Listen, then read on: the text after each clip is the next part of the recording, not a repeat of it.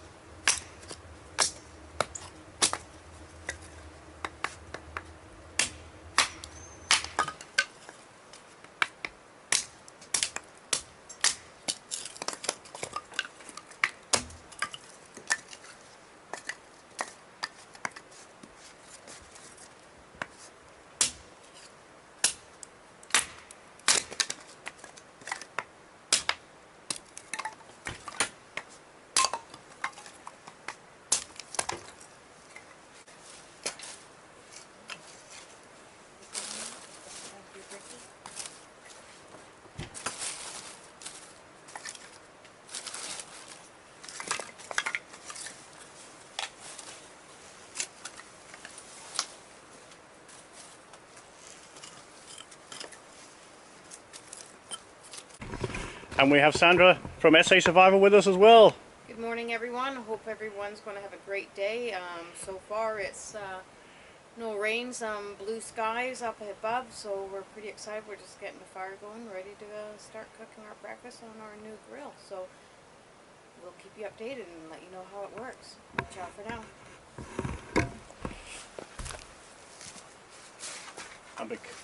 And because we're living in luxury, we're going to use matches today. So this is a totally different video, totally different camping.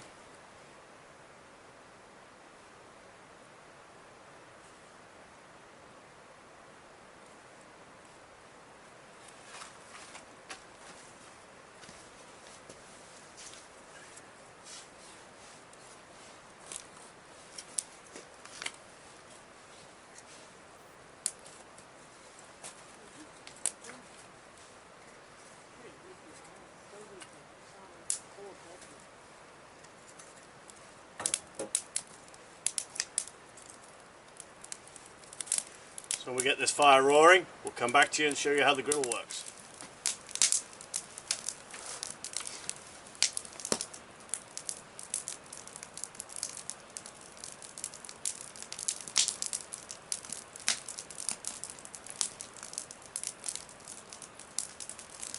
So yeah, the window won't open.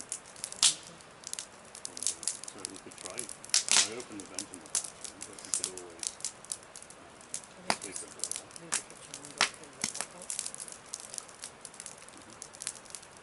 Will you finish making my tea now? Let's see. You put Bella on it. So as you can see here, Bella loves tea, and she loves taking it from our mugs. But we have to wait for it to get down to the very bottom and cool down for her to take it. And yeah, she's become a tea addict. A teetotaler. A teetotaler, that's what she is, Bella, the teetotaler. So we're just waiting for the fire to die down, and then we're going to lower this thing on. In fact, what I can do is I'll put it on now to burn off any paint that might be on that griddle. So just unscrew this. You have to lift the front up because it becomes a bit of a lever.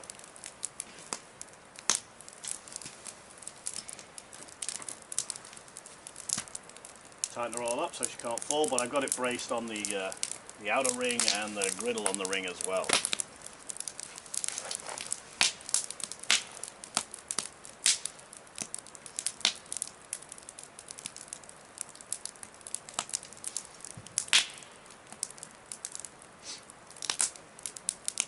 I'm going to use the lid of the Dutch oven as our frying pan, as we forgot the other one. Fits nicely on here. I'm just going to throw the bacon and hash browns in.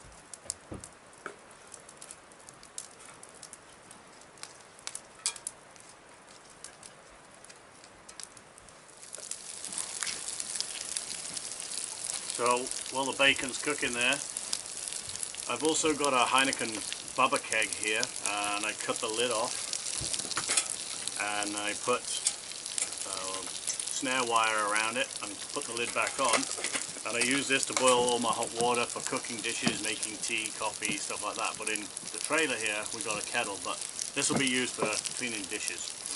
Also got 2 silicone pot stands, but these will be great for getting the Dutch oven lid off of the fire because it's going to be really hot later on.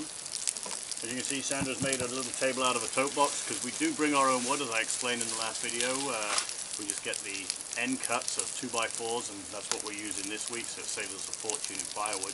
There's lots around here, but it's just damp and just can't be bothered to use it. It's easier to have this stuff. It's free. The griddle seems to be working well. This is my old one. I know you can't see it too much, but it's in previous videos, and Sandra's about to make mushrooms and tomatoes all for breakfast, and I'll get out of her way so she can carry on.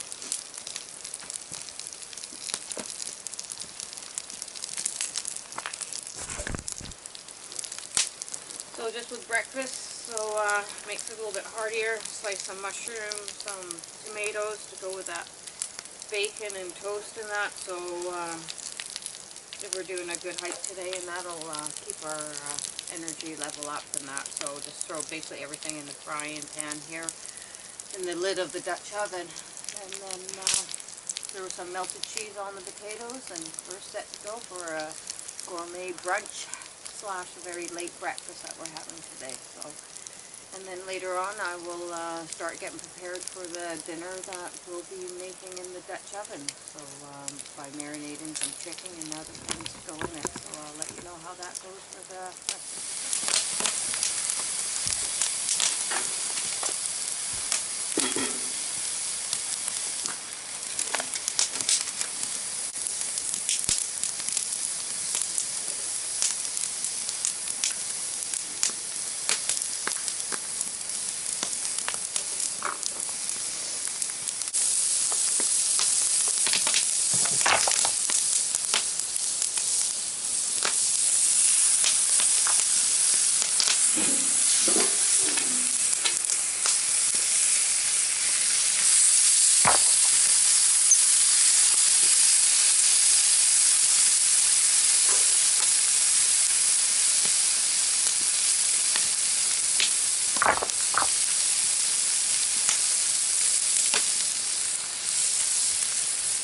I could do it right in the thing. Wait a minute.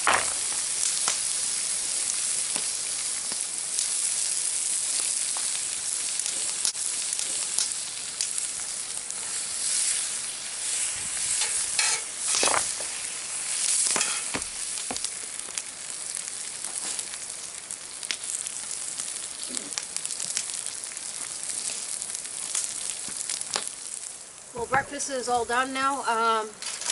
We've got the toast, bacon, hash browns with melted cheese on, the mushrooms and the lid of the Old Dutch, the oven there, and some fried tomatoes. To make it easier so you don't have to bring lots of pots and pans with you, we use a lot of these tin foil pie plates. Save them from your fruit pies or sometimes a lot of Chinese food. They come with them, so we just wash them out and keep saving them all up. So it makes it a lot lighter when you do a lot of camping, and that's so you're not weighting down, whether it be backpack or hammock camping. That's just easy access, and at the end of the trip, if you don't want them, just throw them all out, because they're always easy to get to, or else if not, the dollar store sells them all different shapes and sizes. There we have it, a bacon butty drizzled with HP brown sauce, hash browns, cheese, tomatoes, mushrooms and toast. Looking forward to digging into this. So, we're just going to go for a hike through the Squamish Valley. We're on the Ashlew Trail, more of a graded road, but gets colour out, probably, I don't know, 2k, 2.5k by the time we go there and back. Check out the sights, maybe see a beaver, possible deer. Hopefully no bear and no wolves, which have been known in this area. The view behind us.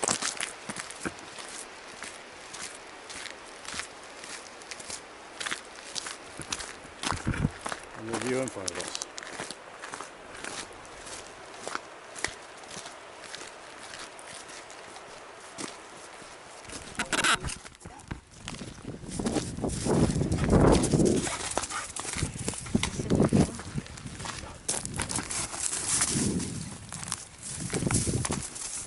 You can see me looking at her with the camera.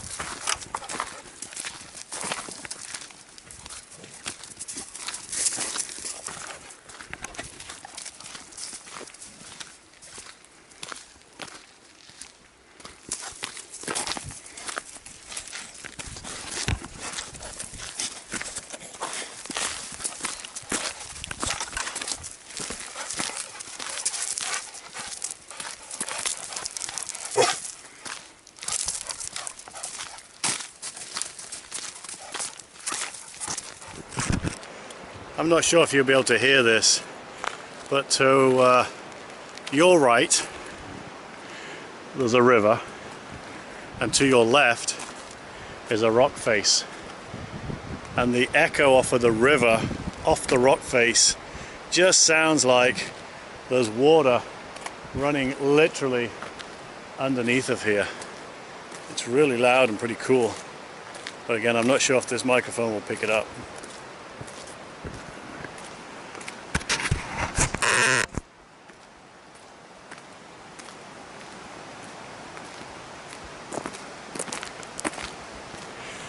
I was wrong on the kilometers. It's actually 2.25k to the area that I'm going to walk into, and 2.25 back, so it's about 4.5 kilometers we'll have hiked. It is, like I said, it's on a graded road. What do we bring with us? I bought a knife, my whistle and my compass with a thermometer on it, but because of the short distance and it's on a road, I didn't bring too much else. It's just a hike with the dog.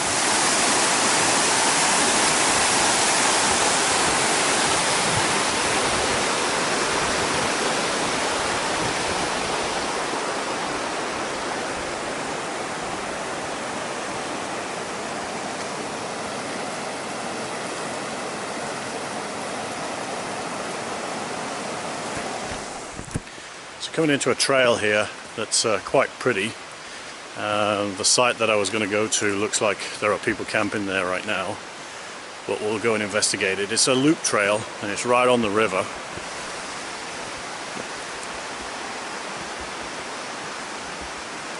It's got some great hammock spots. I mean, you could set up right here, looking out on that fresh water, fire pits.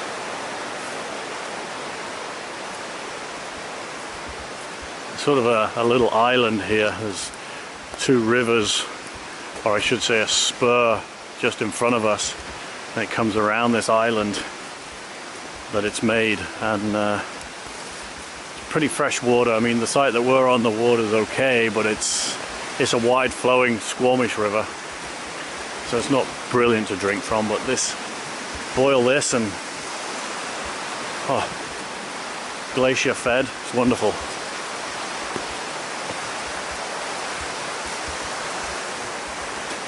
Again, you just gotta pick your spot, set your hammock up, nice fire with a fire screen reflector. Peace and solitude.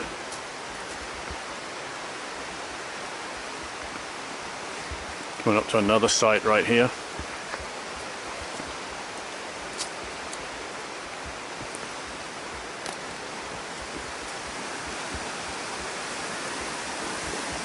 So he's left their fridge rack in here. Good griddle. Nice hammock tree right across there. Could even go from there to there. That'll be a 3-foot top span, I think. Sorry, a 3 by 3 meter top span.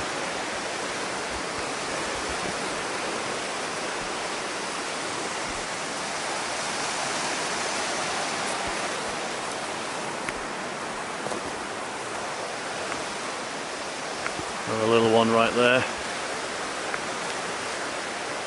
It's a bit damp in this one, a bit mossy.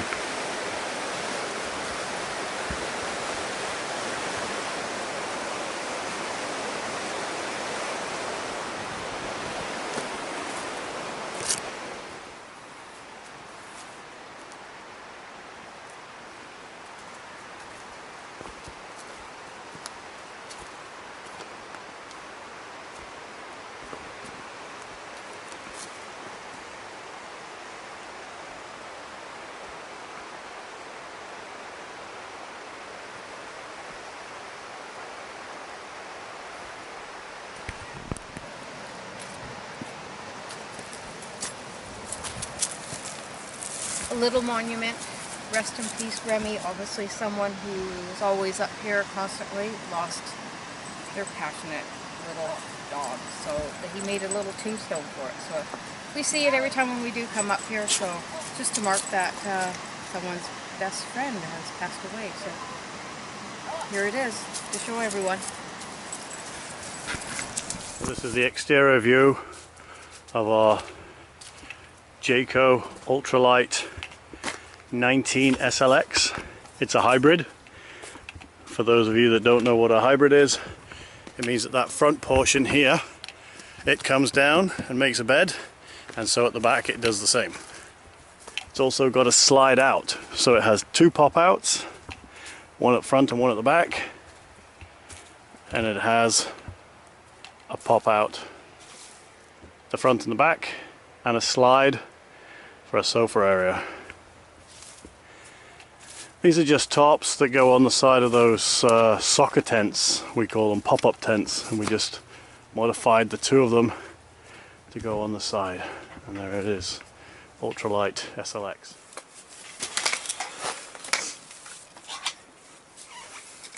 So, just wanted to show you my new gift from the family for my birthday. A nice new longer Fiskers axe. This is the traditional one I showed you in my previous video, the X11. I actually did a little bit of work on the blade because it got some dents in it to sharpen that right up now.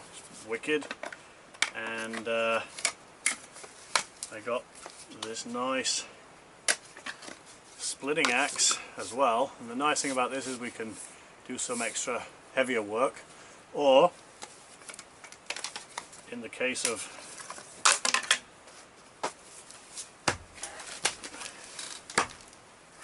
this log, later on.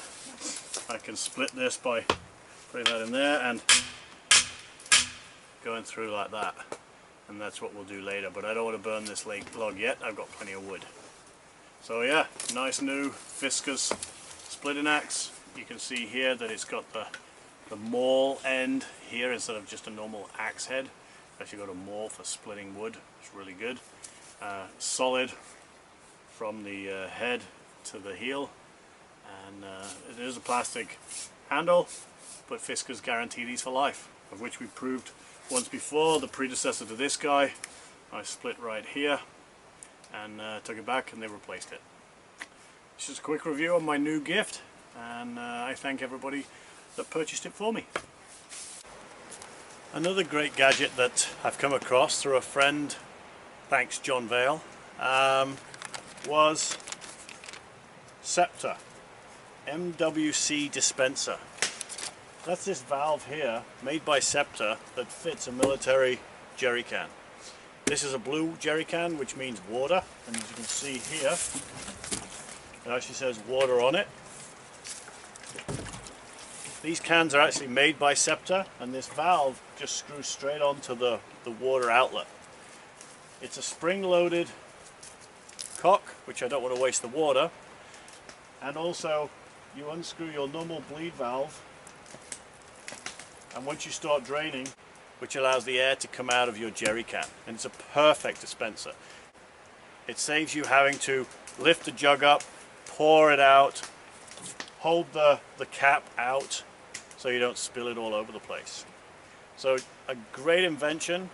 We picked this up at DH Tactical in New Westminster, BC, and it's been an awesome little gadget to help us out with 20 litres. And Sandra, it's perfect for her because she just knocks this on its side exactly how it is, and she's able to pour 20 litres, and you know, 20 litres of water is not light, so it helps her out a lot. There's another tip, another trick for this camping trip. So we built ourselves a reflector wall. Quite big, but this is what we had left over. The wall wasn't doing much and the wind popped up, so we just built this big tarp reflector.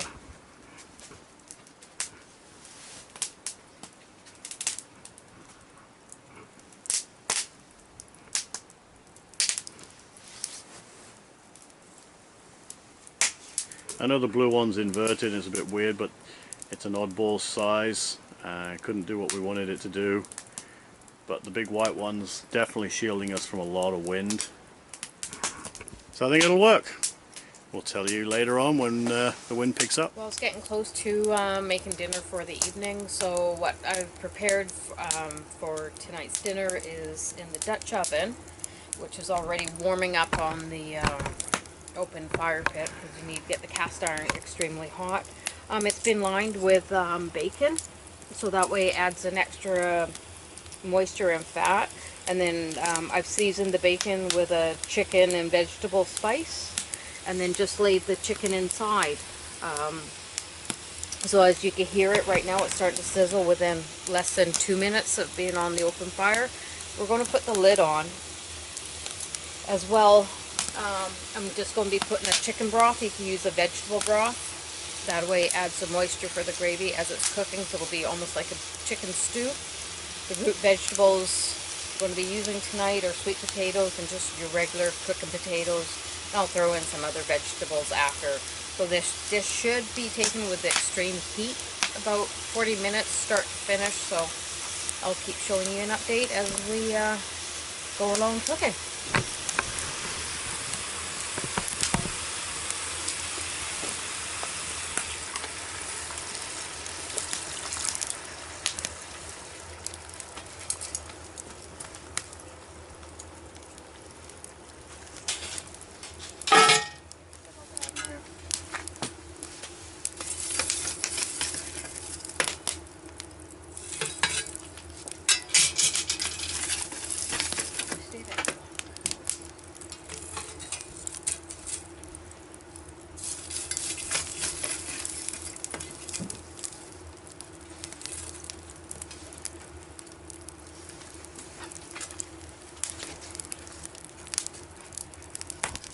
been about a good half hour, 40 minutes. Just Stop. had a fast... Start again because I had the camera wrong. It's been a good half hour to 40 minutes. Again, the fire is still going quite hot, and we keep throwing some embers on top of the Dutch oven on the lid. We're just going to have a look at it right now and see how everything's cooking and progressing along for the our dinner. So just give us a second here and we'll have a look. As you can tell, everything with the bacon, the chicken, and the root vegetables, everything's quite boiling, and that's like within 15-20 minutes. The mushrooms are all done and everything. So it's pretty tender and juicy. With using the chicken broth, that way everything doesn't dry out, and it helps out with like making a gravy, I guess. So the last steps I'm just going to do is throw some leafy green vegetables in on there, just say for a minute or two, and then dinner will be ready. And it doesn't take long, especially with cast iron in the Dutch oven. So we'll let you know how the whole entire meal turns out. So bon appetit.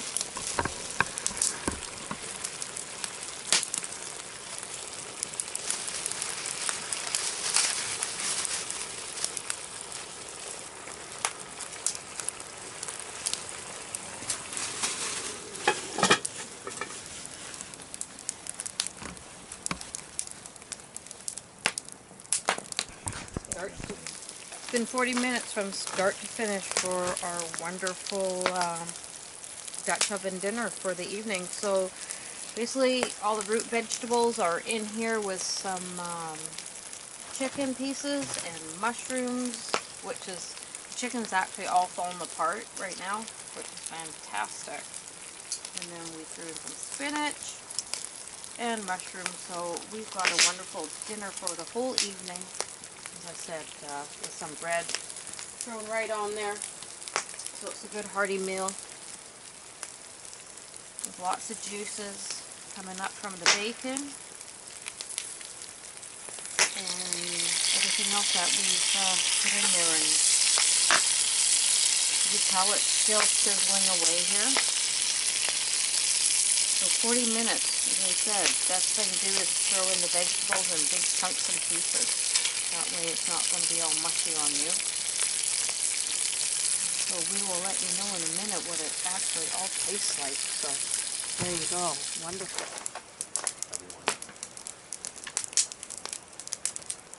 Sandra, this looks absolutely fantastic. I can't wait to dig in.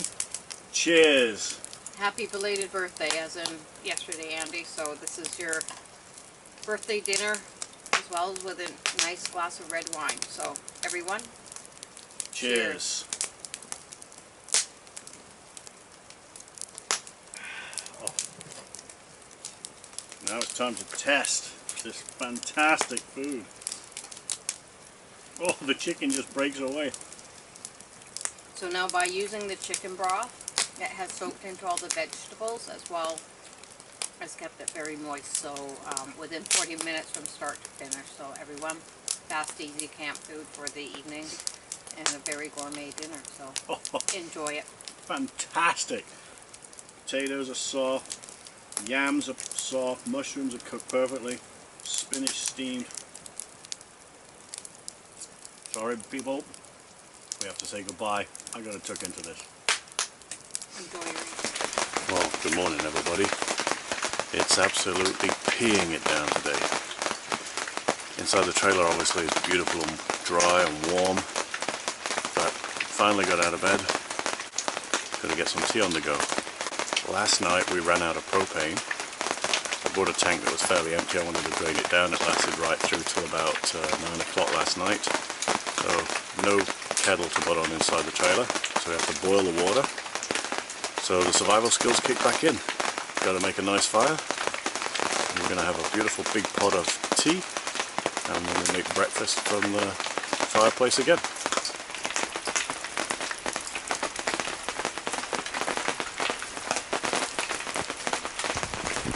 So as you guessed, it's a total Gore-Tex day. Get the rain gear back on. So the bonus here is we've got the fire going. Going to get that hot water on, get a hot cup of tea inside of us. Then we'll move on to breakfast. I think that's going to be just bacon butties today. So the billy pot's on. It's going to give us a couple of litres of fresh boiling hot water for tea. I actually really love this griddle that's on there. Works well on these camp wreck site fire pits. You just balance it to take the extra weight on the griddle part of their stove and the round edge, just to take the weight of that pot, which is full of water. I really like it a lot.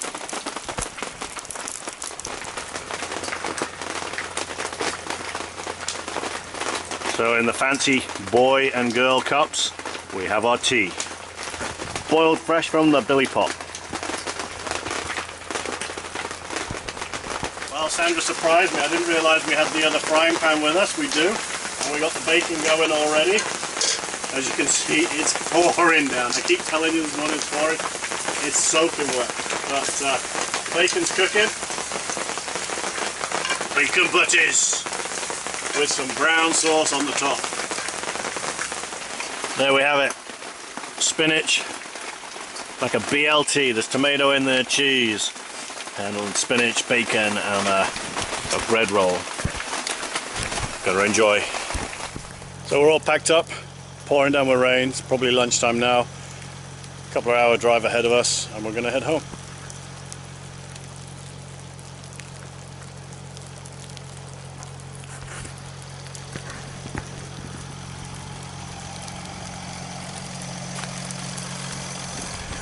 Till next time, always survive to be alive.